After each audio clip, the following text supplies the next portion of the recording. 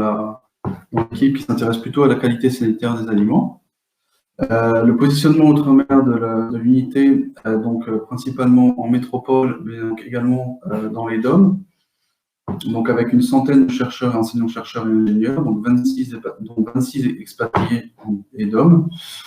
Donc la Réunion, les Antilles, la Guyane, mais également la Colombie, Sénégal, Côte d'Ivoire et Bénin.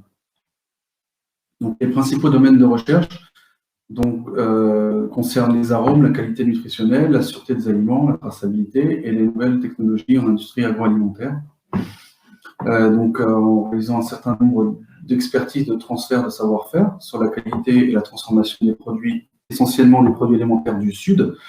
Donc on parle beaucoup de fruits tropicaux, de café, de cacao, de céréales, de racines et tubercules, viande et poissons. Et enfin, une bonne partie de nos activités concerne la formation pour les pays du Sud et également la formation par la recherche.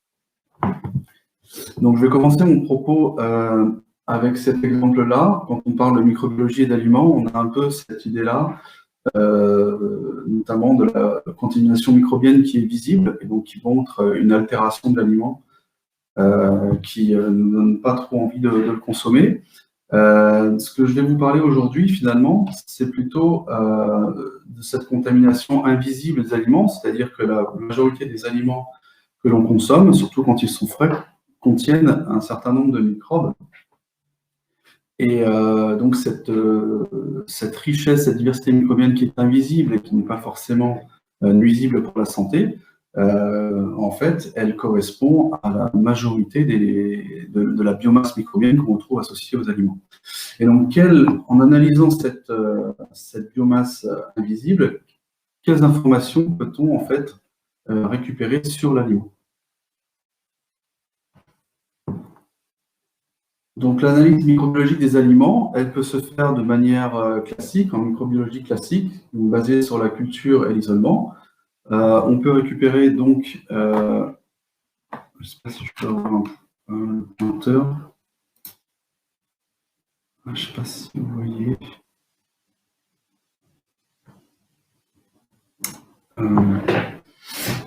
Donc vous allez suivre les photos sur le diaporama. Donc en fait, l'analyse microbiologique classique consiste à récupérer les microbes de l'aliment, de les mettre en culture, de l'isoler, de les caractériser de manière macroscopique, microscopique et voire moléculaire, et donc de les récupérer, de les mettre en collection, ce qui permet de faire un inventaire des espèces microbiennes cultivables.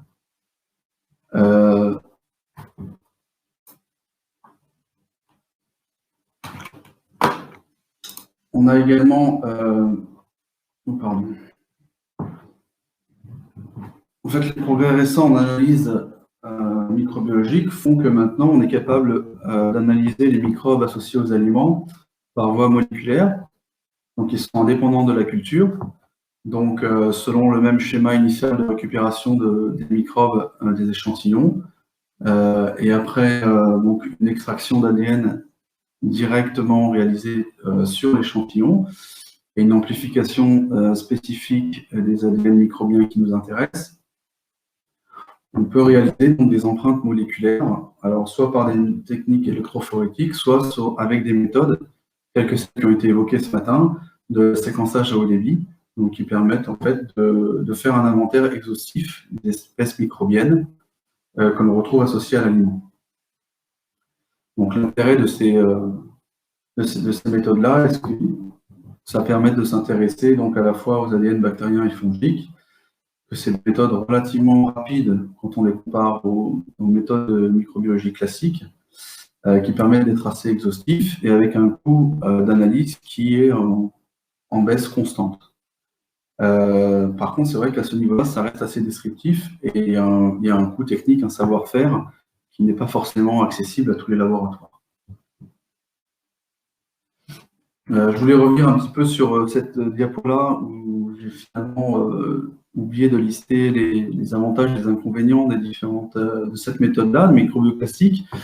Alors, elle est effectivement peu coûteuse et elle permet d'archiver les isolats pour pouvoir les réutiliser.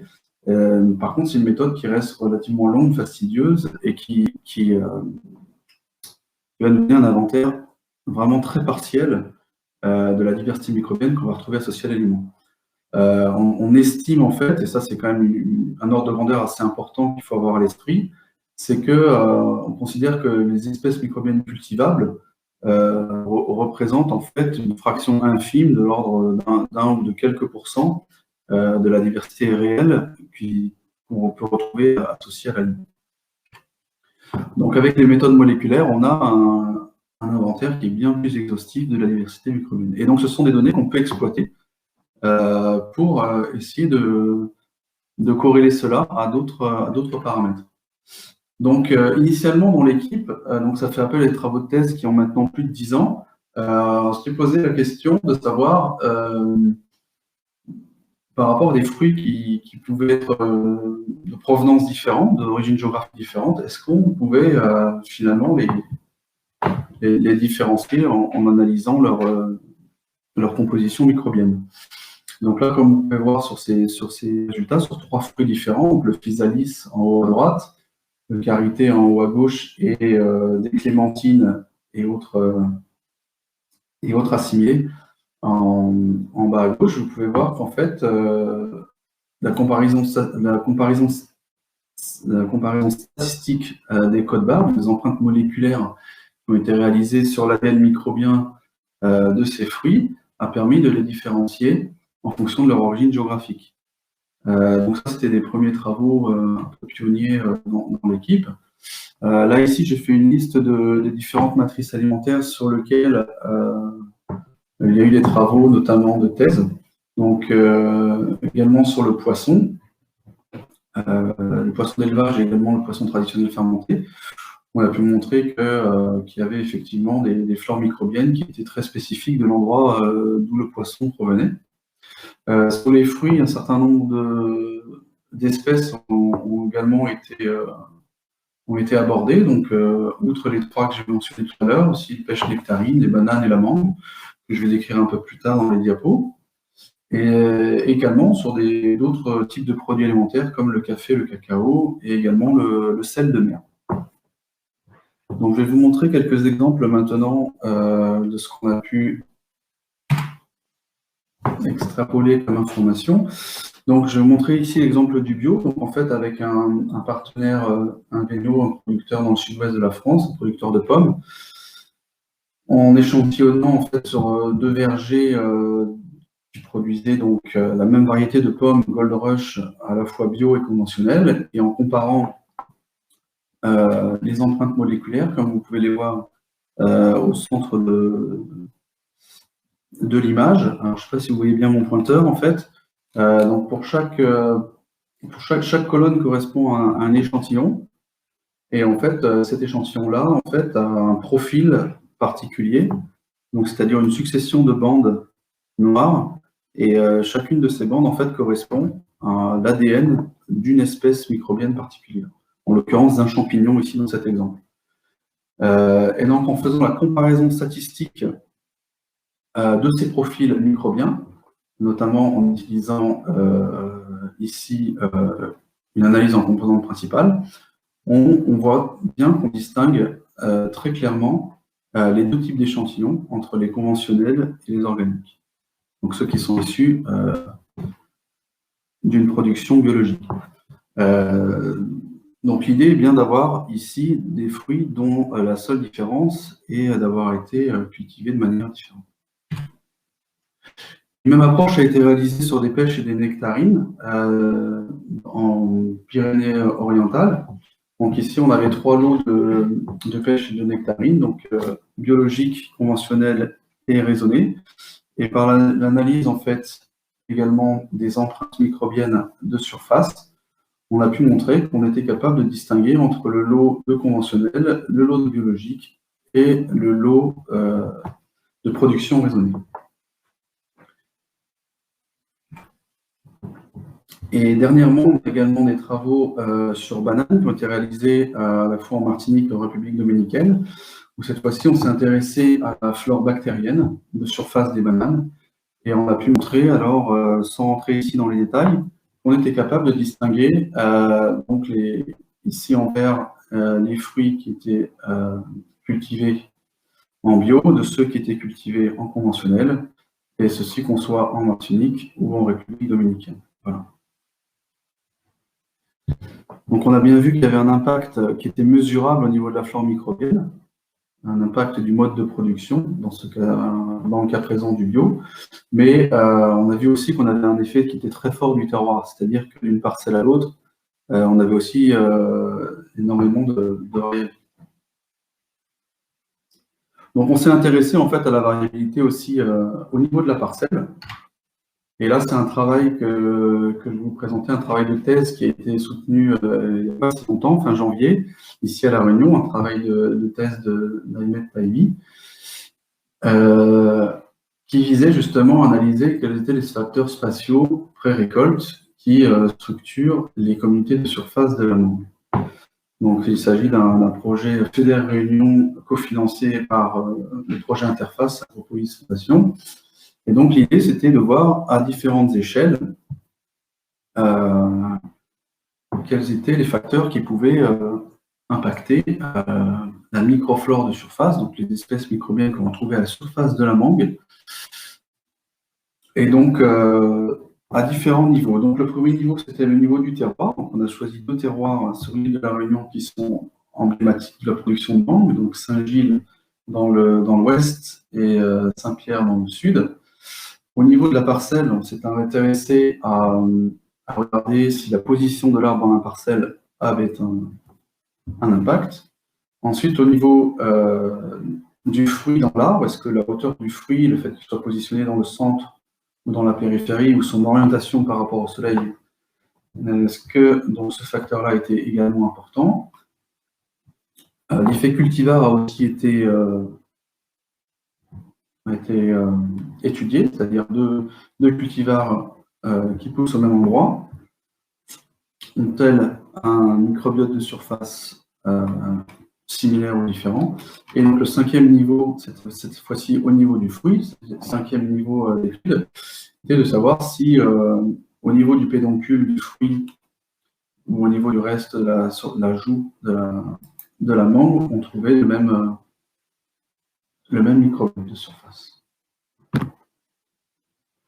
Donc, ce qui a été réalisé du coup sur ces mangues, c'est une approche moléculaire qu'on appelle de type métabarcoding, qui font appel aux nouvelles techniques de séquençage. Et donc, après une extraction d'ADN qui est réalisée directement sur un échantillonnage qu'on réalise à la surface du fruit, donc on réalise 2 PCR successives et donc un séquençage en massif parallèle. Les données sont ensuite digérées bioinformatiquement par différents pipelines. Et enfin, des analyses biostatistiques de comparaison des différents échantillons permettent de nous sortir en fait un certain nombre de données, à la fois de diversité, d'abondance relative, de définir des corps microbiomes et de faire des analyses statistiques assez poussées. Donc, je vais vous passer les détails aujourd'hui, mais je pourrais vous donner un peu plus d'informations si vous voulez. Et donc, voilà le type de résultats que je n'ai pas détaillé et commenté aujourd'hui. Ça serait un petit peu long, mais c'était juste pour vous montrer en fait qu'à partir de ces données, on peut sortir un certain nombre de graphiques et de paramètres assez informatifs, notamment quand on fait des études comparatives comme celle-ci. Et donc, les résultats ont été publiés donc, en 2021, donc en fin janvier, là. Et donc, ils montrent notamment que les 3 facteurs principaux qui structurent à la fois les communautés microbiennes, bactériennes et fongiques de la surface de la mangue sont avant tout ce que nous on a appelé le terroir, c'est-à-dire le lieu de production. Ensuite, ça a été le cultivar, qui a aussi une forte tendance à impacter la structure des communautés microbiennes. Et enfin, la zone du fruit qui est considérée, à savoir le pédoncule ou la joue. Donc, fini maintenant les fruits. Je vais vous montrer d'autres exemples maintenant sur des produits donc non frais, mais des produits un peu transformés. Je ne sais pas si vous êtes familiers avec le café. Donc ici, vous avez schématisé en fait les deux voies principales qui sont utilisées pour traiter le café après sa récolte. Donc en fait, vous avez la voie sèche à gauche, qui consiste en fait à cueillir les cerises mûres de café, qui sont généralement rouges quand elles arrivent à maturité, et de les faire sécher au soleil suffisamment longtemps pour obtenir un café coque. Après, le décortiquage devient du café vert. Et donc le café vert, c'est la denrée qui est échangée entre les pays producteurs et les pays consommateurs de café. La voie humide, elle, par contre, a un procédé un peu différent. Après la cueillette, en fait, la pulpe est retirée de manière généralement mécanique. Ensuite, on a une étape de fermentation, de pseudo-fermentation, qui va s'opérer pendant un temps qui peut varier. Et ensuite, les cerises vont être lavées et séchées pour en fait un déparchage qui donnera également du café vert.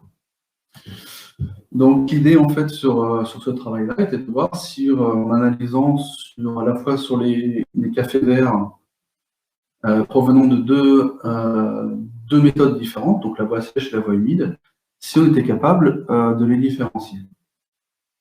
Et donc, comme vous voyez ici sur les empreintes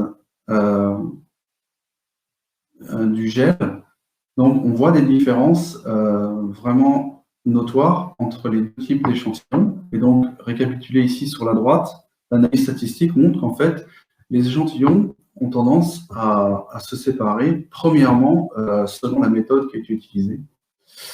Et de manière moins flagrante, en fait, ils se séparent ensuite selon l'origine géographique du café. Donc, en fait, dans ce cas particulier-là, on a vu que c'était plutôt la méthode de production, de traitement du café qui primait en fait sur l'origine géographique du café en ce qui concerne donc la diversité microbienne qu'on va retrouver sur le produit fini, donc sur le café vert. Ce travail a été continué de manière avec un échantillonnage un peu plus conséquent pour voir finalement quel était l'effet du traitement post-récolte, de la géographie et aussi de la variété du café sur cette empreinte microbienne qu'on retrouvait sur le produit fini.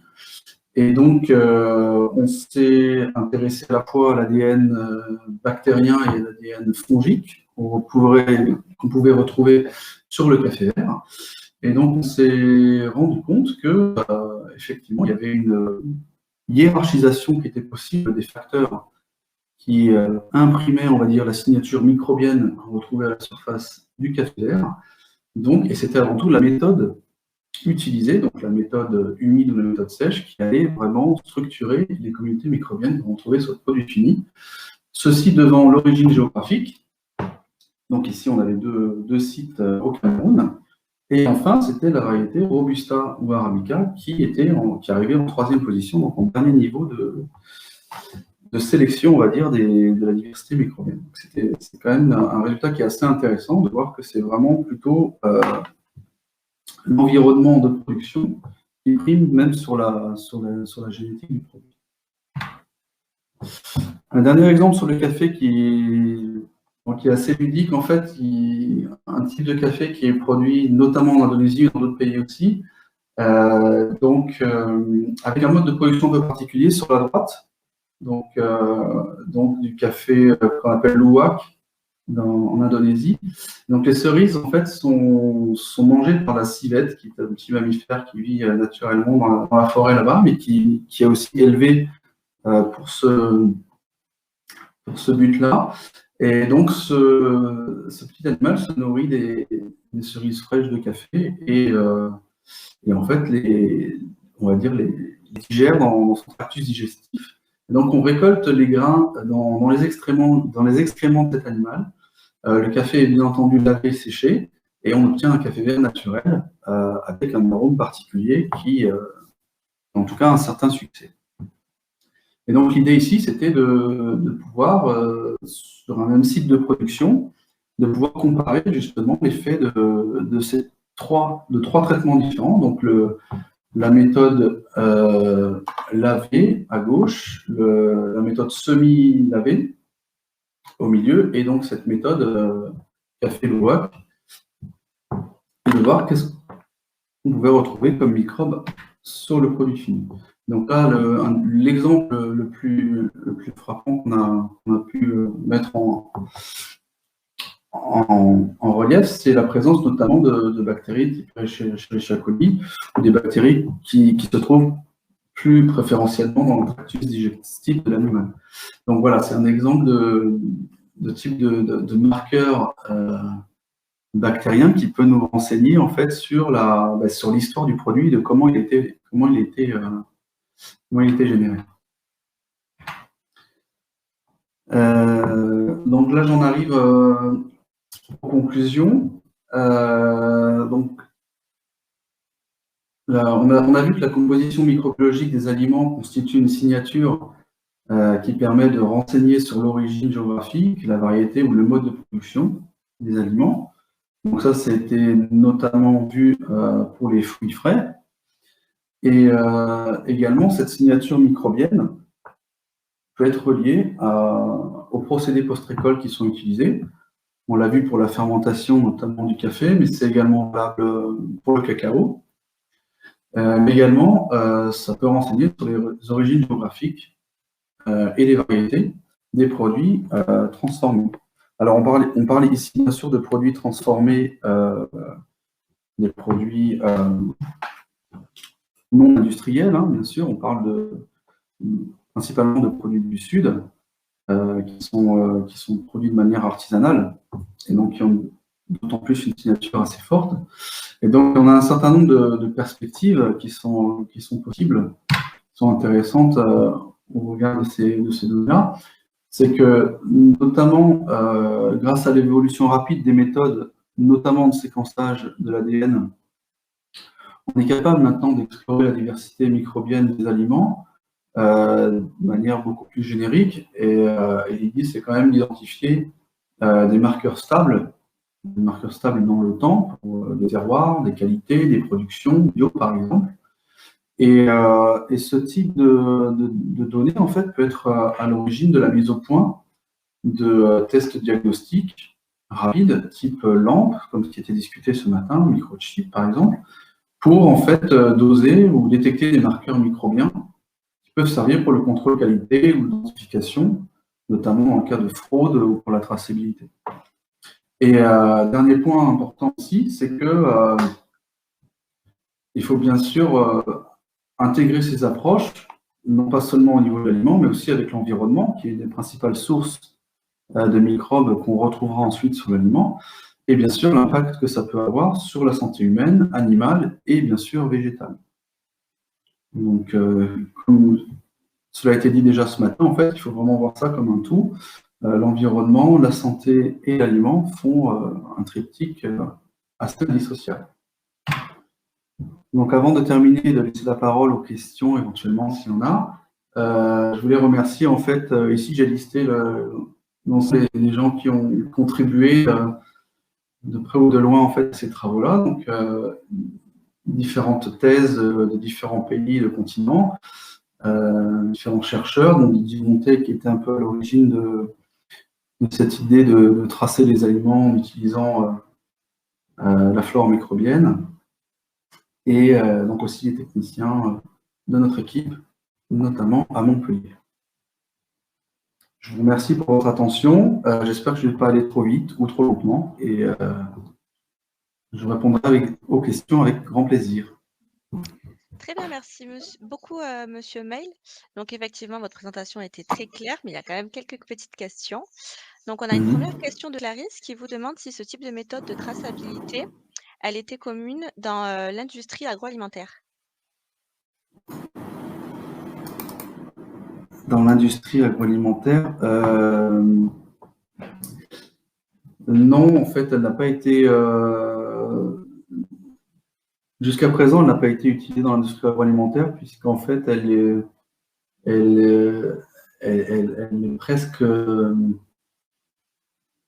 Comment dire Quand on parle de fruits frais, notamment, en fait, on a cette signature microbienne qu'on retrouve à la surface. On a fait quelques expérimentations pour voir quelle était sa durée de vie dans le temps. Effectivement, quand on conserve les fruits à basse température, cette signature perdure, effectivement. Mais l'enjeu, je pense que pour les industries agroalimentaires, est le coût d'analyse, finalement.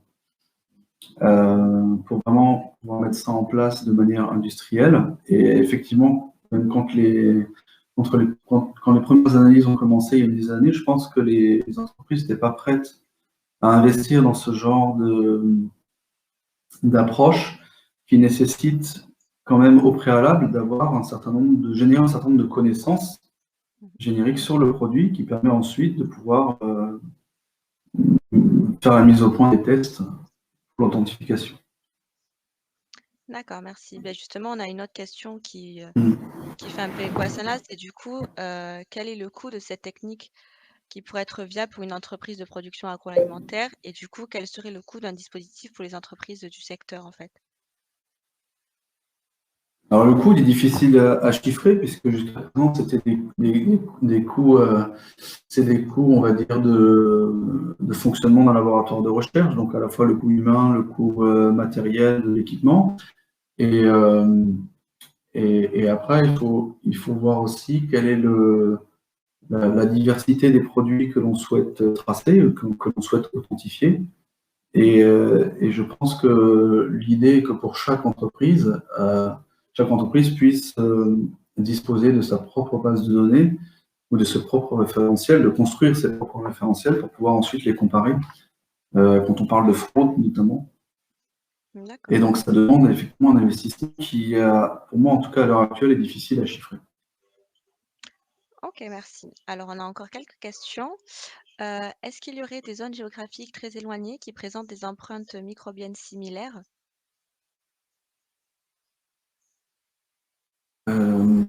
Jusqu'à présent, non, on en a trouvé, mais je dirais pourquoi pas. Après, plus on creuse et plus on se rend compte que les empreintes microbiennes sont impactées de manière multifactorielle, donc à la fois l'environnement, même le sol, euh, et bien sûr l'intervention humaine quand il y en a. Et de pouvoir trouver à des endroits très éloignés la combinaison de ces mêmes facteurs, ça paraît quand même quelque chose d'assez peu probable, D'accord. à mon sens, hein. Ok, très bien, merci. Alors, on a encore une autre question qui serait, parmi les deux méthodes que vous avez présentées, à savoir laver ou semi-laver, laquelle serait la plus efficace selon vous?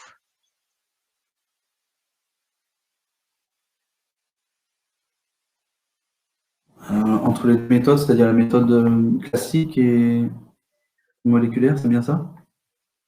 Oui, c'est les méthodes, oui, c'est ça que vous avez présenté tout à l'heure, oui. Efficace, ça dépend vraiment de quel est le but en fait. Est-ce que le but est d'identifier des marqueurs euh, au niveau moléculaire qui peuvent être utilisés comme test rapide? Dans ce cas-là, c'est vraiment la voie moléculaire qu'il faut privilégier, ou l'autre possibilité est de pouvoir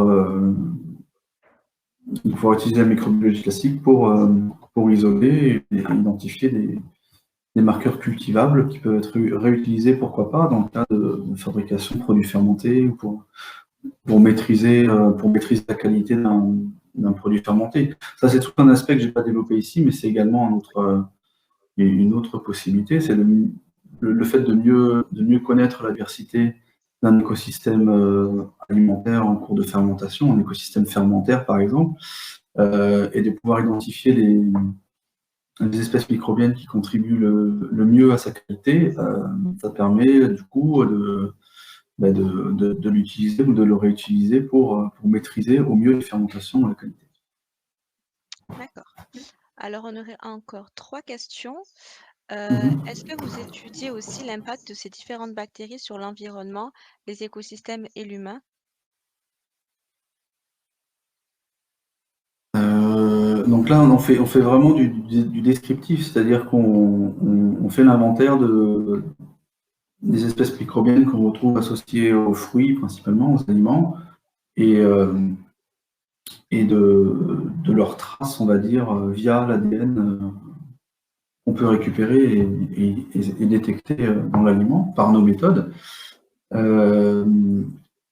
Il faut savoir que la très grande majorité des espèces microbiennes qu'on retrouve sont, en tout cas en ce qui concerne les fruits, hein, ce sont des espèces environnementales, qu'elles soient bactériennes ou fongiques, qu'on retrouve généralement dans le sol. Et quand on parle d'arbres, on les retrouve également dans la phylosphère, donc toutes les parties aériennes de la plante, notamment sur les feuilles, qui constituent des réservoirs assez conséquents de microbes. Mais il n'y a pas d'effet sur la santé. On n'est pas allé jusqu'à tester les effets sur la santé. D'accord, merci. Alors après, on a encore une petite question, c'est à terme, est-ce qu'on pourrait donc analyser la flore microbienne d'un aliment pour savoir s'il respecte un cahier des charges de production bio? Alors ça a été effectivement, quand on s'était intéressé au bio, c'était une des idées en fait, à savoir que jusqu'à présent, le bio c'était surtout une obligation de moyens et pas trop une obligation de résultat. De résultats, on va dire, spécifiques par rapport à une production conventionnelle. Et donc, on peut imaginer effectivement qu'il y ait des marqueurs microbiens qui soient vraiment spécifiques du bio. C'est ce qu'on a tenté de mettre en avant dans les différentes études qu'on a montrées. Par contre, essayer d'expliquer d'où viennent ces marqueurs. Alors, dans le cas de certains produits qui sont autorisés en bio, notamment des produits d'origine microbienne, qui sont bien caractérisés, qui sont autorisés, d'origine bactérienne même, on est capable de les détecter effectivement sur ces produits-là. Donc, ça pourrait être une manière en fait de certifier ou d'accompagner une certification en agriculture biologique. D'accord, ok. Alors, on a encore deux questions. Je suis désolée, on vous embête. Non, mais Alors, c'est là pour une ça. question de Luigi qui vous dit avec la mondialisation et le transport de marchandises à travers le monde, ne faudrait-il pas prendre en compte également le transport des aliments qui pourrait affecter la flore microbienne?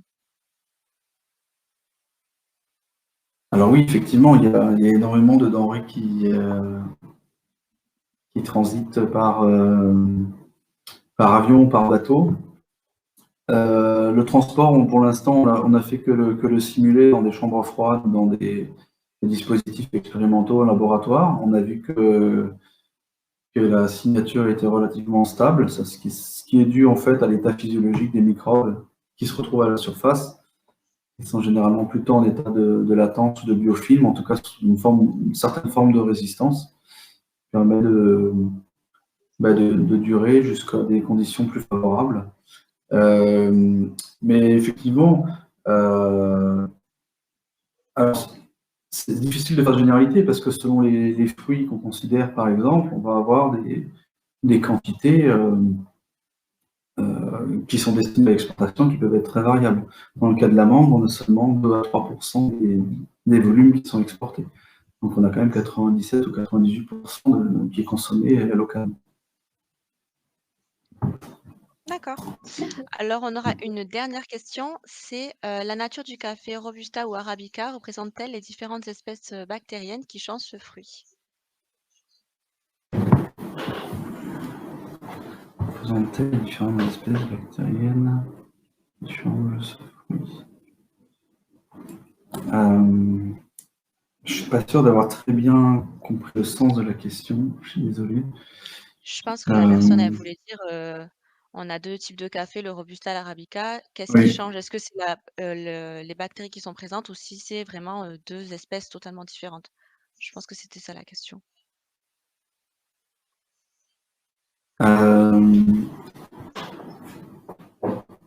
Au niveau du café Robusta et Arabica, effectivement, ce sont deux espèces différentes de café. donc qui ont des propriétés et des compositions biochimiques qui sont différentes. Donc on peut s'attendre généralement à avoir des compositions microbiennes également assez différentes. Et effectivement, on n'avait pas d'idée préconçue sur le fait que ce soit la méthode on va dire, qui prime sur la spécificité génétique du café. D'accord. Ben, écoutez, je vous remercie beaucoup pour cette présentation. Et maintenant, Merci à vous. je vais vous présenter donc l'intervenant suivant, qui est Monsieur Frédéric Carlin, et qui va nous présenter les spores bactériennes dans la chaîne alimentaire, mieux les connaître pour mieux les contrôler.